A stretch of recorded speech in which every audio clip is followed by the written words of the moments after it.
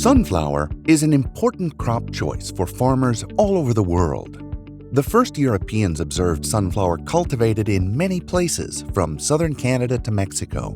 This exotic North American plant was taken to Europe by Spanish explorers sometime around 1500. The plant became widespread throughout present-day Western Europe, mainly as an ornamental, but some medicinal uses were developed.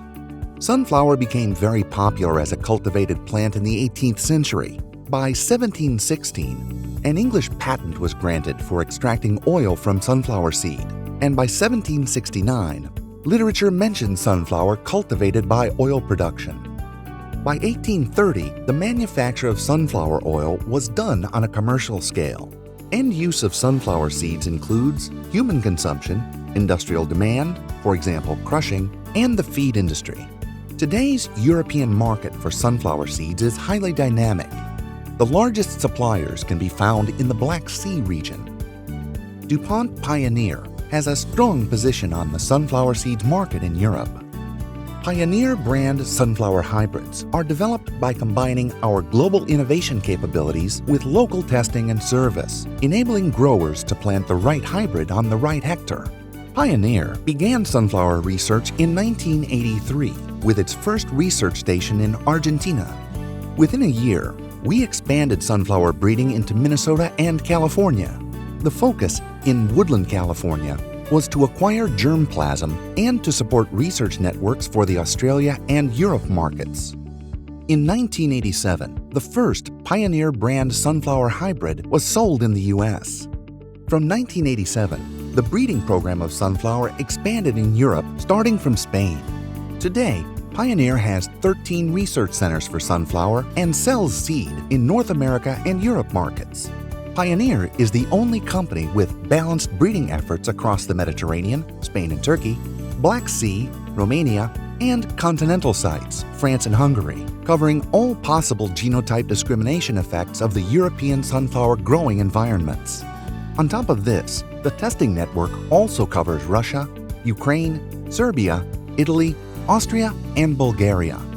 In 2016, Pioneer officially opens a state-of-the-art sunflower technology center in Seville, Spain. The advanced technological capabilities of the center will allow Pioneer to double the rate of yield gain and expand the Pioneer Protector defensive trait lineup.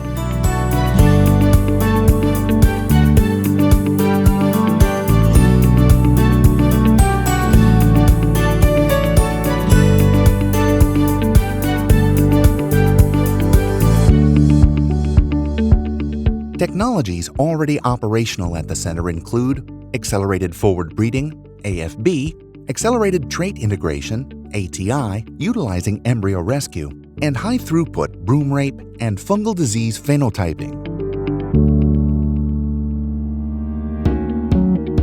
We are in the new Multi-Crop Technology Center of Pioneer. We are located in Seville. We choose this environment for building this technology center because it's the environment with the highest accumulated sun radiation per year in Europe.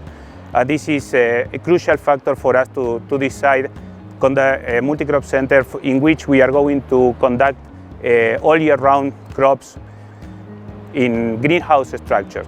This is probably, even when this center is multi-crop center and we work on canola, corn and sunflower, in the first stage of, in the first phase of this center, we are dedicating most of our effort to sunflower. Here we have the largest sunflower greenhouse area dedicated to sunflower research in the world, with 1 hectare of Gothic roof greenhouses in which we are applying cutting-edge technology for drip irrigation, cooling, heating, and photoperiod extension. Plant breeding starts with line development or trait integration. This is a process that takes several crop cycles or generations. This process, if it is conducted only during the growing season in the year, can be conducted over 1 generation or 1 cycle per year. If we use winter nurseries, this process can be conducted over 2 cycles per year. In a technology center like this, using greenhouse crop conditions, extension of photoperiod, artificial extension of photoperiod, and the embryo rescue, we can conduct up to 4 or even more cycles per year. The process starts at this moment, in the moment of the embryo rescue in the greenhouse. The duration of the green filling is approximately in sunflower 35 days. With our technology, after 10-15 days after fecundation, we are able to rescue the immature embryo and grow in this immature embryo in a media. This is the first lab. We call it the dirty lab. And here is where we receive the heads that we harvest in the greenhouse. And the sterilization is done here, the first sterilization of the heads. So we have the sunflower heads prepared for embryo rescue. Once they are sterilized, they are moved to the other lab, to the embryo rescue lab. This is the lab where we conduct the heart of our activity in this technology center, which is the sunflower embryo rescue. Approximately 10 to 12 days after pollination or after fecundation, we harvest the heads, and these heads are sterilized in the first lab. They come sterilized to the second lab, where the embryo rescue process is conducted. So to conduct this process in this table, we prepare the embryo culture media that is put on this type of phytotrays, and then the embryo, the culture process itself is conducted in laminar flows, as we can see in the lab that is happening now. Once the embryos are put on the embryo culture media under complete sterilized conditions in this cutting-edge lab, they are grown in the growth chamber during approximately 1 week. This is the growth chamber where embryos grow approximately during 1 week from the moment of the embryo rescue, like this, until the moment in which the embryos are ready for transplanting. In this camera, all environmental variables are controlled. The light, temperature, humidity, absolutely everything.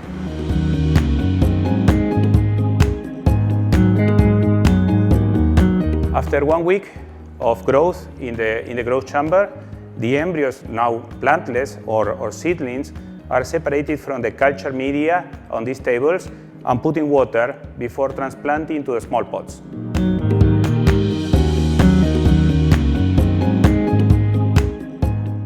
After the embryo rescue process and the embryo growth, the seedlings from embryos are transplanted to small pots. These small pots are put on these type of tables, in which the plants are hardening during approximately 1 week, and after that week, the plants are ready for leaf punching. Leaf punching to obtain tissue samples for molecular marker analysis. Molecular marker analysis takes approximately 1 week and help us to select the plants that are carrying the right gene combinations in the both accelerated forward breeding or accelerated trait integration processes. After 1 more week, the plants are ready for transplanting to big pots. The plants selected on the tables using molecular markers and then transplanted to these big pots in the greenhouse. These plants are grown until flowering under these greenhouse conditions with artificial extension of the photoperiod. Then at flowering time, depending on the process in which these plants are involved, they are emasculated and crossed, or they are self-pollinated. After 10 days to 12 days after the pollination, the embryo rescue process starts again.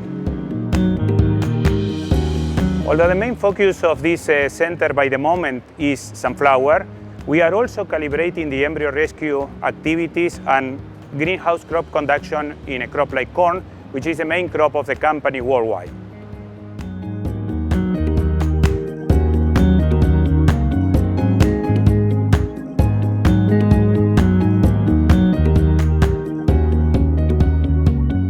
Precise phenotyping in sunflower means artificial inoculation of fungal diseases and parasitic plants.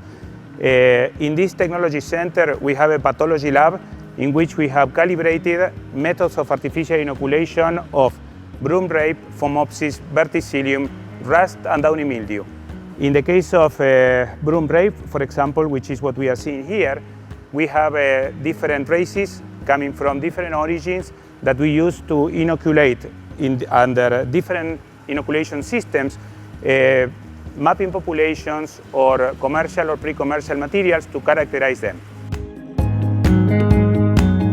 Everything we saw in this video combined with likely the largest local testing in Europe and a broad network of qualified technical sales specialists across Europe, uniquely positions Pioneer to provide growers with the hybrids and technologies most adapted to their local needs.